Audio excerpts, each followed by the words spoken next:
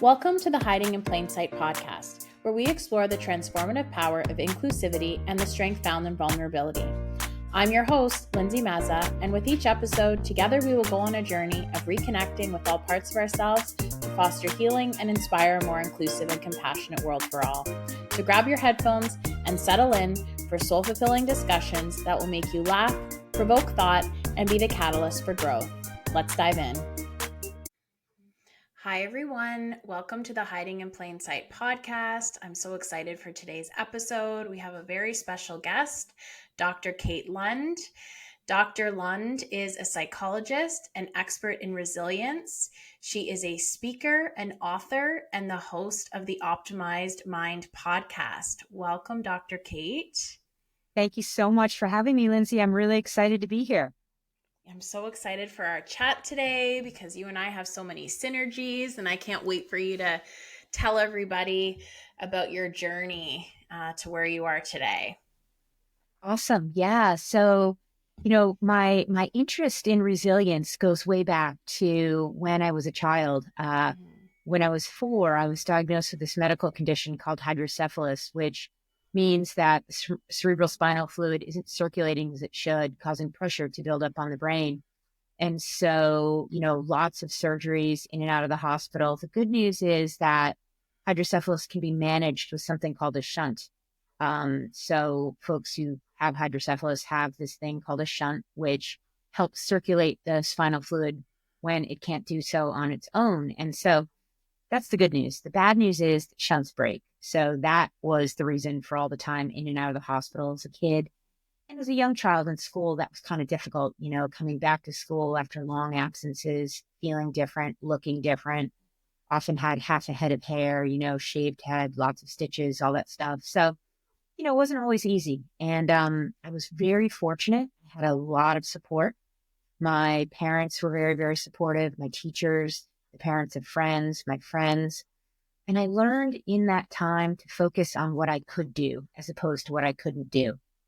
So I couldn't play contact sports, for example, and I had been playing hockey for a very short time, and I couldn't do that anymore. So I became really interested in tennis, and that became a big piece of my identity, a big piece of my social network.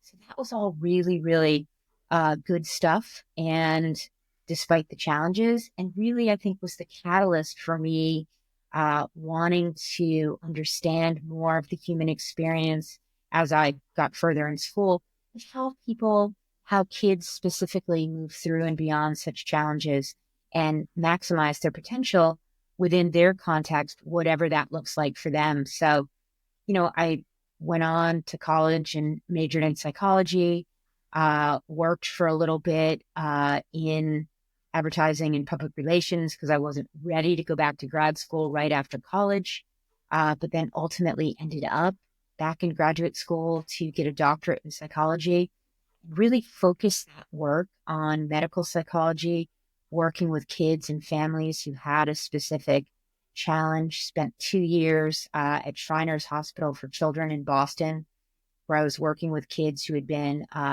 very seriously burned and were really needing to come back from those experiences, creating an entirely new sense of normal. Helped families navigate that experience, helped those kids really formulate a new sense of identity within the changes that had happened as a result of their injury. And, that really set me on my course for digging into resilience in different ways throughout, the next 20 years, because that experience was 20 years ago. And to be honest, I'd probably still be there if we hadn't moved like 16 times with my husband's job. So, such is life, and things evolved in a way that I think they were meant to, but resilience always has stayed at the core of my work and my interest. Yeah, so I love that because I think it's these moments and experiences that do end up becoming the catalyst for people to do really important things in this life. And so I want to talk a little bit about the role of your parents, if you're comfortable with that, because I think similarly, having a very different life experience than my peers, the support that you receive as a young child, it's so pivotal and critical for your journey forward. And parents play such an important role because they're the adults in your life that are that you look to as the pillar of strength. So I'd love to hear about that a little bit from you, because it sounds like, and then we can get into the work you did with parents of these children at Shriners as well.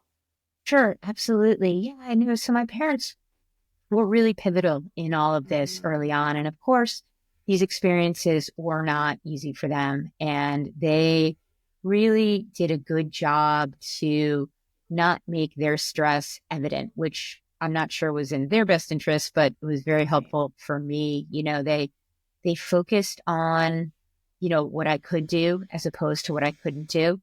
In the times when my shunt was working well and things were pretty typical, they expected of me what they would expect from any child living in the house, doing chores, being a productive member of the family, so to speak, within my own context, right? Like if I wasn't feeling well, or if I, had to rest or what have you, of course, that was what had to happen first. So well-being was first and foremost, but really those messages helped me to then focus on who I was beyond this condition. I never defined myself based on the condition that I happened to have, but rather was able to see myself for the kid that I was, and that what I could do as opposed to what I couldn't do. And I'm not saying it was always easy, and there were many, many moments where I felt like the outsider. I wasn't, part of the Mm-hmm. peer group per se, Of because course. of,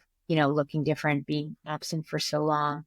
Really struggled with certain aspects of academics as a result of so many absences, but it was never really focused on by my parents. So you're bad at math, or you're this, or you're that. It was just always, as long as you're doing your best within your own unique context, that's all we're going to ask. And so that message really resonated and stuck with me. So that's, I think, how I was able to move forward in the way that I was, because I'd learned early the value of competing with myself and not comparing myself to others. And of course, again, not always easy, didn't always happen. It's like, wow, they were able to do that and I wasn't, type of thing. But, those moments will happen. I mean, they're inevitable in life. But I think Of the course. bigger Yeah. picture was that, okay, how can you do your very best within this context that happens to be, and I'm not trying to minimize the challenges in that, but that's sort of the big picture and how things evolved. Of course. And it's your parents, it sounds like they gave you the space to um, take in the extra care you needed to during those times, but never use your struggles as an excuse to not perform your best when you were feeling well, right? Right. Exactly. Yeah. Right. And that, I think, was really critical, really pivotal, because, if you're kind of defining yourself based on the condition that you happen to have, and I'm not saying it's always easy not to, but, you know, you might miss out on that opportunity to maximize your potential or see what that potential could be, that kind of a thing. But definitely, there were moments where I tried to push the envelope with, well, my kind of physical guardrails that I had to kind of maintain. Like, for example, there was this one birthday party in seventh grade when all the girls were bouncing on the trampoline. And I knew that was Mm-hmm. not going to be a good idea. Right. But I was like, well, but I really want to do this. I wanted to be part of the group. So I did. And it was a very bad idea. The equilibrium situation didn't go well. And I basically threw up for a week, you know? But it was a lesson. It was a learning opportunity, I guess. Even though it was terrible in the moment, and made me feel really bad because it's like, wow, I really wanted to do that. But another example would be tennis, I would say. So I turned to tennis when contact sports were out of the question, or anything like hanging upside down or gymnastics or anything like a lot of the things the other girls were doing. Mm-hmm. But I became pretty good at tennis. But here's the catch. I was never, ever the best. I rarely won a tournament. I got a bunch of second place, trophies or whatever. But, it was just really, I internalized this idea that I was out there playing. And that's the thing that meant a lot to me, as opposed to I didn't always have to win, and it, it, it just was my experience in it all. And I know that winning feels a lot more important and felt a lot more important to some of my peers in those days. But I was just happy to be out there playing, and that's authentically true. And I think that is such a beautiful, broader life lesson as well, because they, an important lesson that people need to learn in order to be successful on their life journey, at least this is my perspective, is Right. learning how to enjoy the process and not being Mhm. attached to the outcome. Right.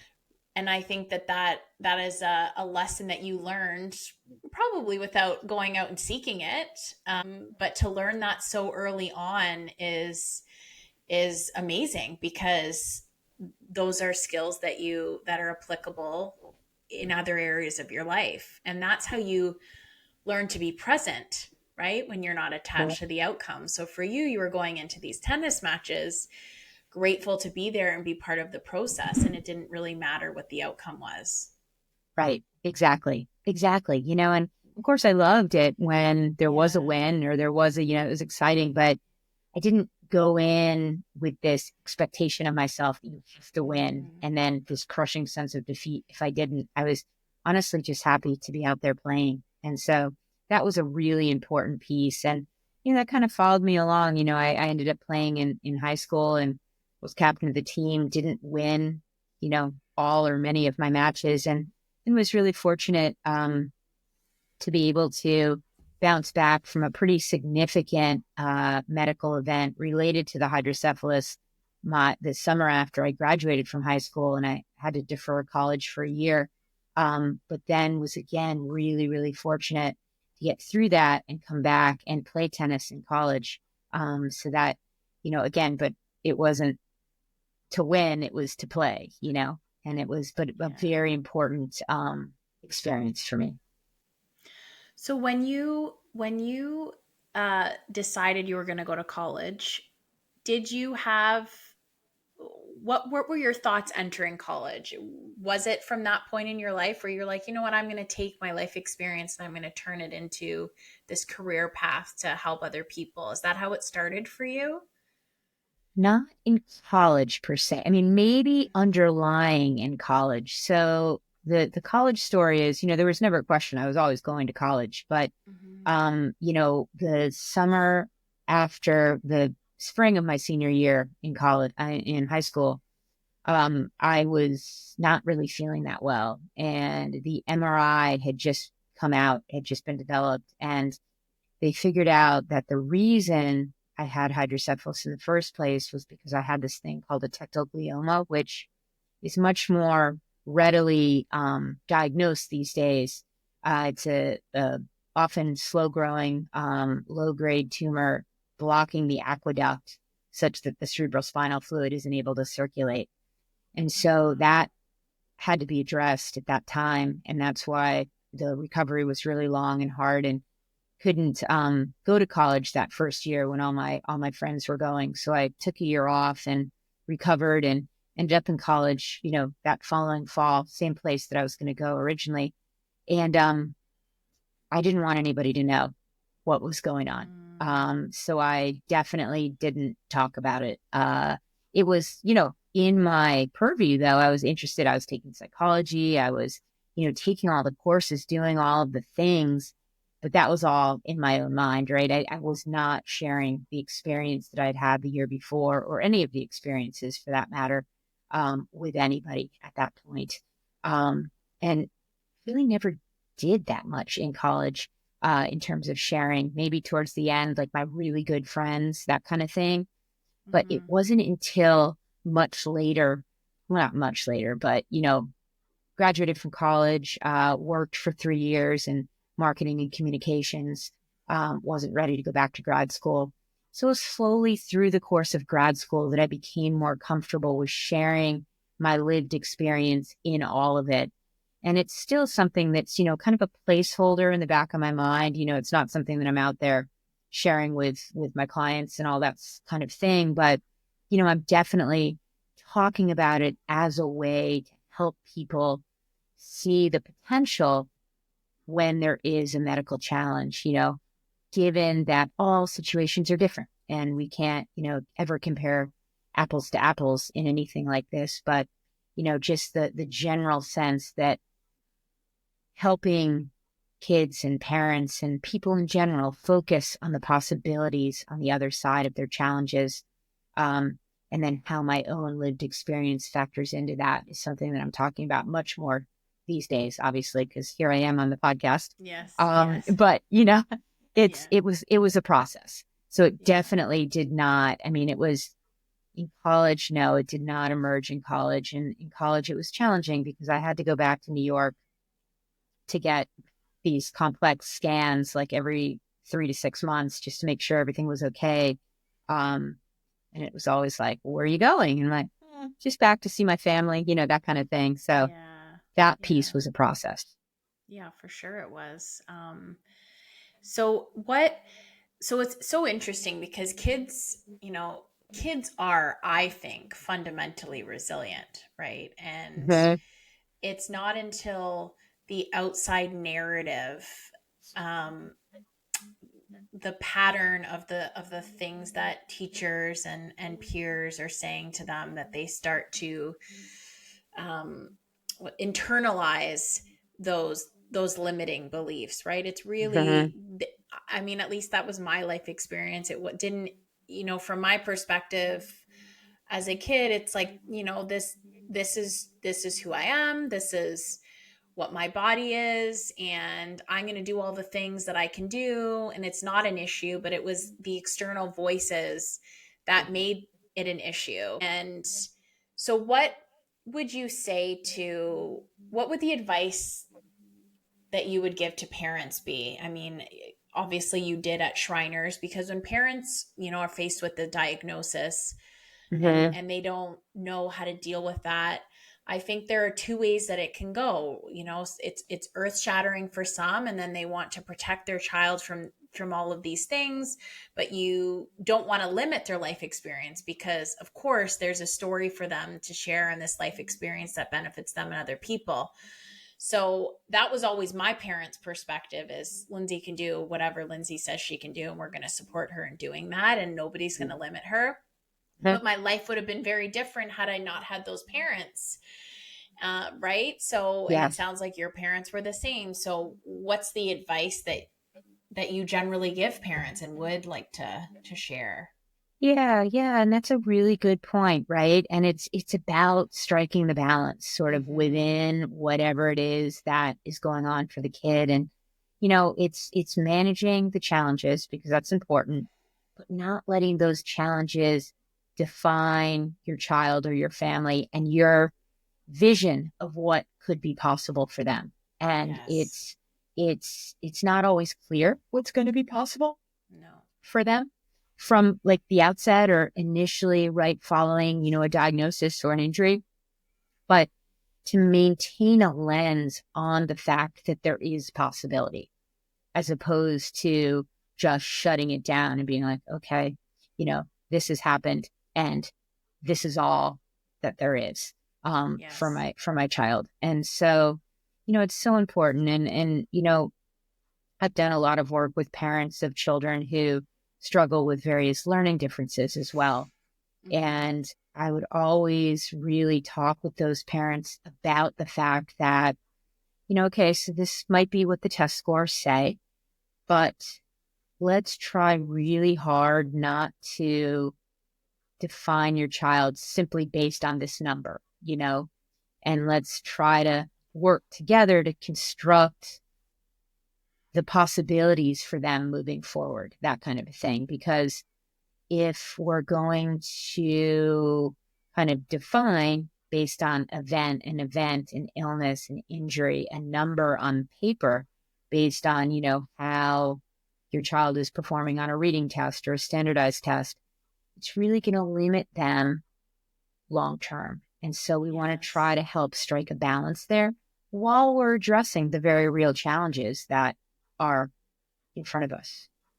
Yeah. And I think, I mean, a piece of advice that I have given to people who have children with differences and, are dealing with medical doctors is to really try and I say this with the greatest respect for doctors because of course they have a critical role, but from my personal experience and the reason that I carried so much shame around being different were those early moments as a child being in the room with doctors saying very limiting things.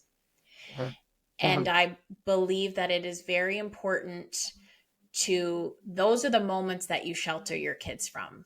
That would be certainly my advice, because you do not those are the things that your children will remember forever, and they don't need to hear adults talking about all of the things that they're not going to be able to do, because I can tell you that if you were to ask my parents, they would tell you that the doctors never envisioned the life that I've led.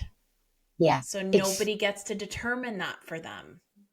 right. That is Yeah. such a great point. That is such a good point. And right. And doctors are often sort of focused on, the challenges of a particular situation and aren't looking beyond those challenges through a human lens of possibility. And, there's no one size fits all. And we can't say just because a certain condition or challenge has emerged, there's not going to be possibility. And so really helping parents to stay focused on that possibility through managing challenge is so, so important.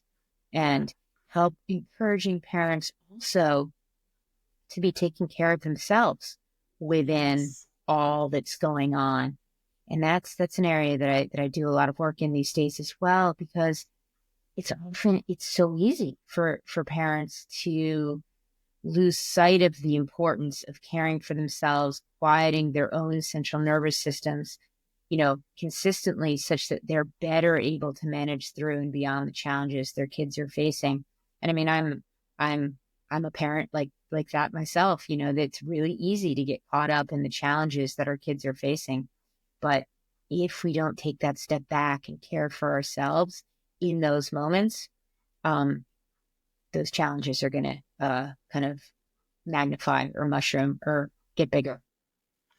And I think that's so important because parents often are forgotten in that process, right? When there's a diagnosis and they immediately get zoned in on, okay, I got to take care of my child, but you got to make sure that you're okay too.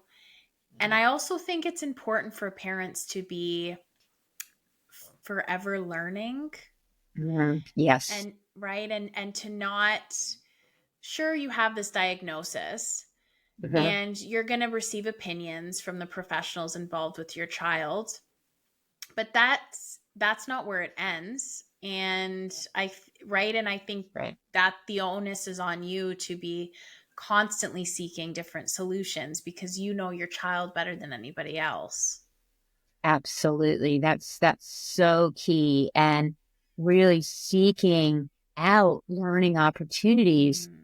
is what helps us as parents to see those possibilities and hold on to them. And also, again, social support, really, really important. Maybe Yes. a group, and that can kind of be a double-edged sword because it can go down the road of people really being stuck in that place of not seeing the possibilities, and then that can impact one's kind of ability to see their own child's possibilities. But if you find the right group or have trusted friends and folks outside of the family to talk with about what's going on, that can be incredibly powerful, incredibly helpful in and for parents to see those possibilities and help their child to do the same, because we want parents to be bolstering their own sense of resilience, which will then Yes. help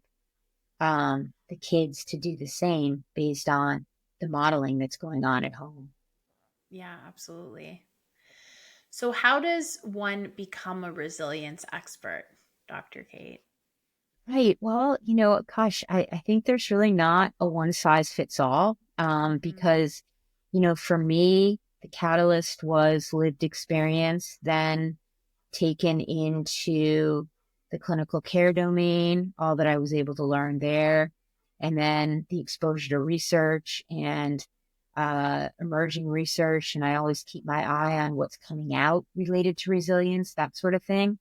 So I think it's multifactorial in terms of how the process really unfolds. But for me, it's been a balance between lived experience, clinical experience, and opportunity, as well as keeping an eye on current research and trends and that sort of thing.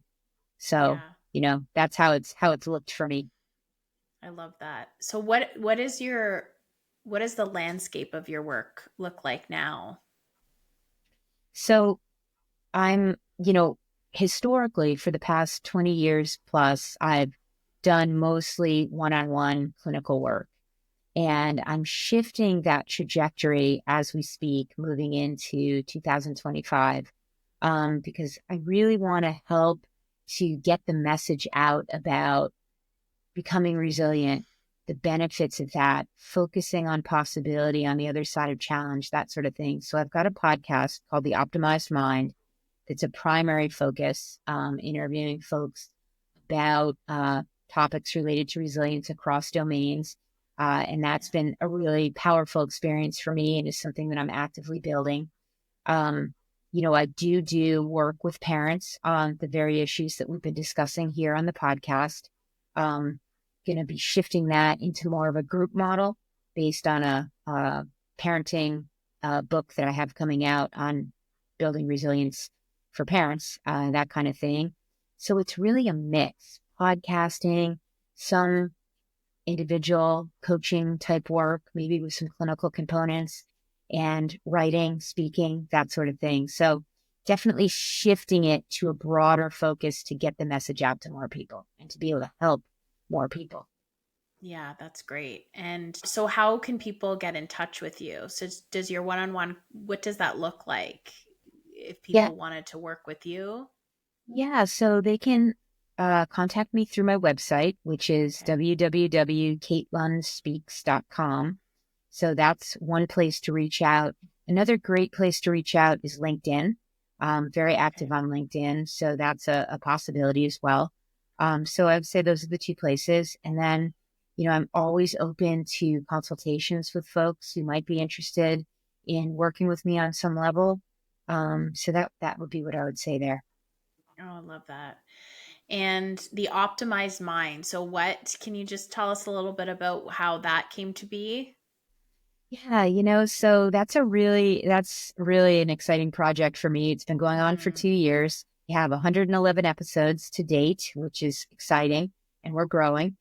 And so I do the podcast through a network called the Mission Matters Podcast Network. And they reached out to me about a little over 2 years ago and asked if I'd be interested in coming on board because they were hoping for a psychologist to kind of look at some sort of an issue through the lens of a psychologist. And Yeah. the interest in resilience came about. And I was a little hesitant at first because I was like, it'll bog down about the process of a podcast, all these things.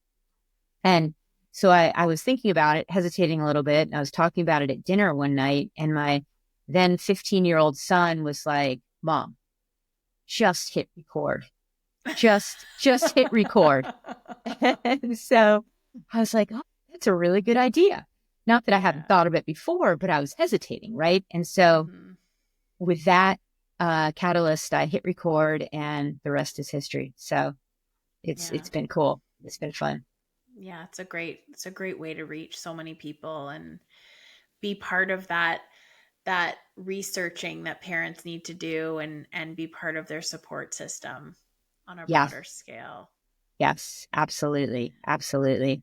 And Yeah. one other piece in relation to supporting parents that is a kind of avenue that's really near and dear to my heart. Is I go out to Seattle Children's several times a month with my dog Wally, who is a certified therapy dog. And I think he brings as much joy and comfort to the parents who are in those rooms as he does to the kids. And it makes a lot of sense, right? Because those parents are in a really hard spot in most of these cases, long-term hospitalizations or even short-term hospitalizations, very, very stressful. And so that makes me really happy to be able to bring those moments of joy out there. And, Wally is a little crazy at home, but when he walks through those doors of the hospital, he's like in it. He knows.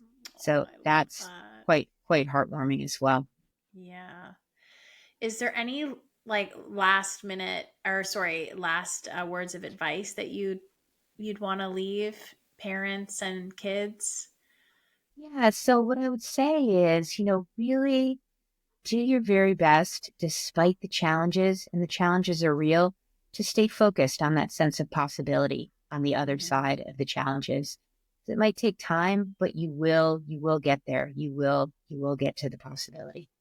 I love that. Well, thank you so much for spending this time with me, Dr. Kate. I loved it. It was great to talk about our synergies, and I think that continuing to talk about this message is just so important. Awesome. Well, Lindsay, thank you so much for having me. I really had a good time here. Okay. Take care. Thank you for joining me on the Hiding in Plain Sight podcast. I hope you enjoyed today's episode. And please take a moment to subscribe and leave a review. Feedback and episode ideas helps us reach more listeners. I would love to connect with you further. You can visit my website at lindsaymazza.com and add me on Instagram at lindsaydmazza. Until next time, keep sharing your stories and vulnerabilities, because one story at a time connects us all.